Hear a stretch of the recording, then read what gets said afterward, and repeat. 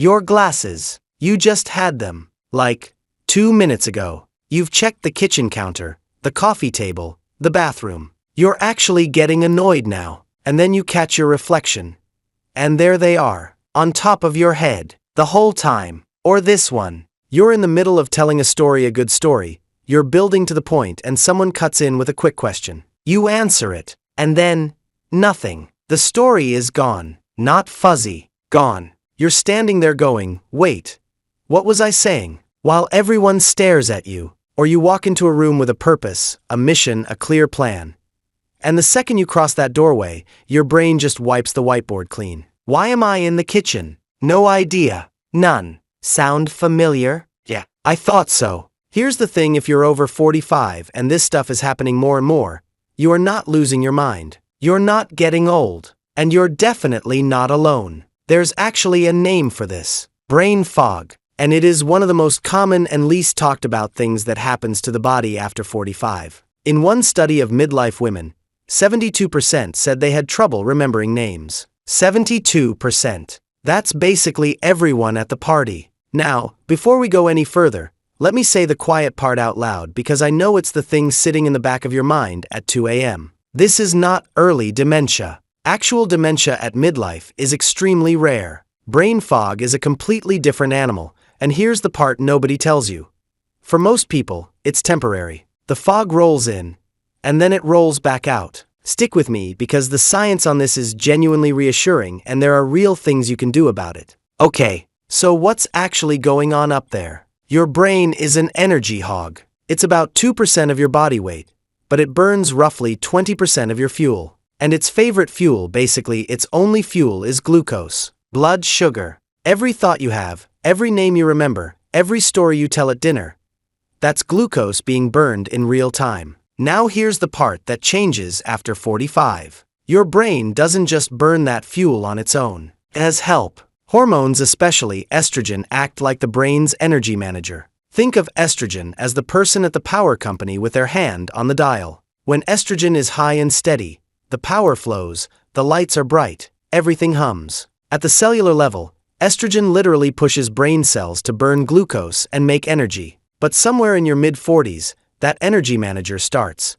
Let's say, working unpredictable hours. Some days full power. Some days brownouts. And your brain, this glucose-hungry machine, suddenly has to run the same city on a flickering grid. Don't just take my word for it. Lisa Mosconi, a neuroscientist at Weill Cornell Medicine in New York, has spent years putting midlife brains into PET scanners machines that show how much energy the brain is actually using. And her team could literally watch it happen. As women moved through the menopause transition, glucose metabolism in the brain visibly dropped. The brain was pulling in less fuel, less energy, and suddenly the name of your coworker's husband is just not loading. That's your brain fog. It's not a character flaw. It's not laziness. It's an energy problem. Your hardware is fine, it's the power supply that's being renovated. And renovated is exactly the right word. Because here's the mechanism most people never hear about. The problem isn't just that hormones decline.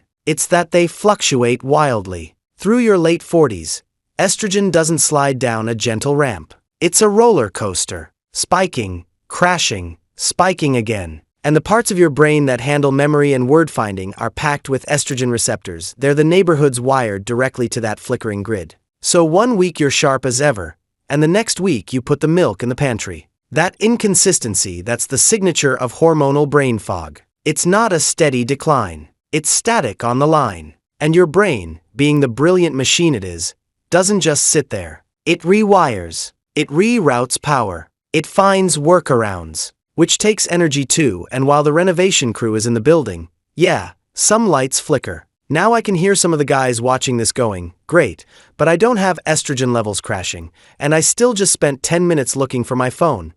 While holding my phone. Fair. So let's talk about the layer most videos skip. Brain fog after 45 is not just a women's story. Men get it too, it just comes in through different doors. Testosterone declines gradually from your 30s onward, and it also plays a role in energy and focus. Then there's the big one hiding in plain sight. Sleep. After 45, sleep gets lighter, more broken, and sleep apnea, which quietly strangles deep sleep night after night, becomes way more common and often goes undiagnosed for years. Add midlife stress, careers, kids, aging parents, all landing at once pumping out cortisol that interferes with memory, and you've got a fog machine that doesn't care what your hormones are called. So how do you know when it's just fog? And when it's something to check out? Here's a rough compass. Forgetting where you put your keys? Fog. Forgetting what keys are for? Different story. Losing your train of thought when someone interrupts? Fog. Getting lost driving a route you've driven for 20 years? Talk to your doctor. Fog is annoying. It makes you slower, not lost. If it's the second kind, or if the people around you are worried, that's not a video's job, that's a doctor's job. Go get checked. Most of the time, you'll walk out relieved. And now the part that should genuinely make you feel better. Researchers followed more than 2,000 women for years in a big American project called the SWAN study, the study of women's health across the nation. They tested memory and thinking speed over and over as women moved through midlife. And they found something fascinating. During the transition years, test scores didn't actually crash. They just stopped improving the way they normally would with practice. The engine didn't break, it paused. And here's the headline.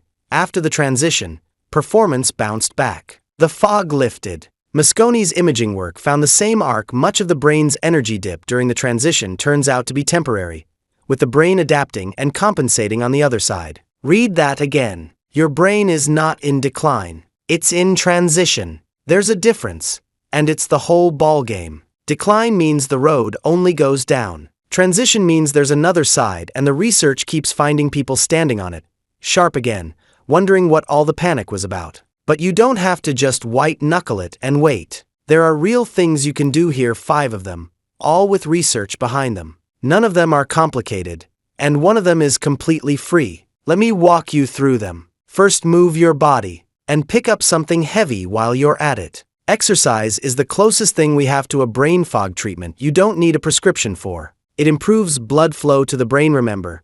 Fuel delivery is the whole problem, and study after study links it to better cognition. And here's a newer wrinkle. In a 9-month trial, women in perimenopause and early postmenopause did resistance training just twice a week and showed measurable improvement in cognitive flexibility, exactly the switch gears without dropping the ball skill that fog steals. Twice a week. That's it. Talk to your doctor about what's right for you, then start smaller than you think you need to. Second, guard your sleep like it's your job. Deep sleep is when your brain does maintenance, clears the junk, files the memories. Research on middle-aged adults keeps pointing the same direction. Regularly sleeping 6 hours or less in midlife is linked with worse memory and attention down the road. Aim for at least 7. And if you snore, gasp at night, or wake up exhausted no matter how long you slept, ask your doctor about a sleep apnea screening. For a lot of people over 45, treating sleep apnea is the single biggest brain upgrade available. Third, and this is the free one, stop trusting your working memory and start outsourcing it. It works starting today. Doctors at Harvard-affiliated hospitals who run midlife clinics give patients this exact advice. Write it down. Lists, sticky notes, phone reminders, use them shamelessly. Do one thing at a time. The foggy brain hates multitasking, so stop feeding it 3 tasks and getting mad when it drops 2. And give important stuff a home: keys, glasses, wallet, same spot, every time. This isn't giving up. It's what smart people do with a brain that's busy renovating. Fourth, feed the machine like it matters. Remember, this whole thing is an energy problem, so what you put in the tank counts. The eating pattern with the best track record for the brain looks a lot like Mediterranean.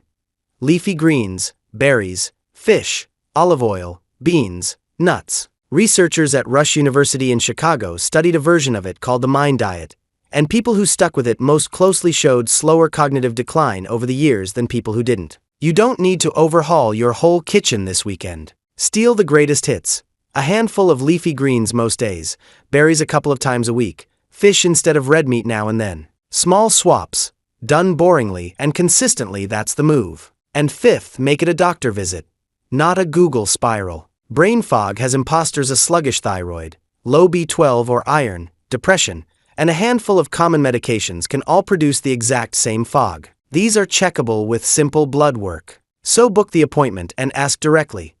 Could my thyroid, my vitamins, my medications, or my hormones be affecting my thinking? And if menopause symptoms are hitting you hard, the hot flashes, the broken sleep, the mood swings tell your doctor that too, because treating the symptoms that wreck your sleep and mood can clear a surprising amount of fog with them. There are real options on the table. You just have to bring it up. So, back to those glasses, sitting on top of your head while you search the house. Next time that happens, and it will, I want you to react differently. Not with that little spike of fear, that quiet oh no, here it comes. Because now you know what's actually happening. Your brain isn't failing. It's running a renovation on a flickering power grid, and it's doing it while you work, parent, and hold your whole life together. Honestly, that's not weakness. That's impressive. The fog is real, but it's weather, not climate. It rolls in, and for most of us, it rolls back out, especially if you move, sleep, offload, and get the right things checked. Your second half isn't something that happens to you. It's something you get to direct. Foggy days and all. One last thing, friend to friend. Everything in this video is general information and education. It's not medical advice, and I'm not your doctor. Everybody's health story is different. So before you change anything, exercise, sleep, supplements, medications, talk it through with your own doctor. They know you. Take care of yourself. I'll see you in the next one.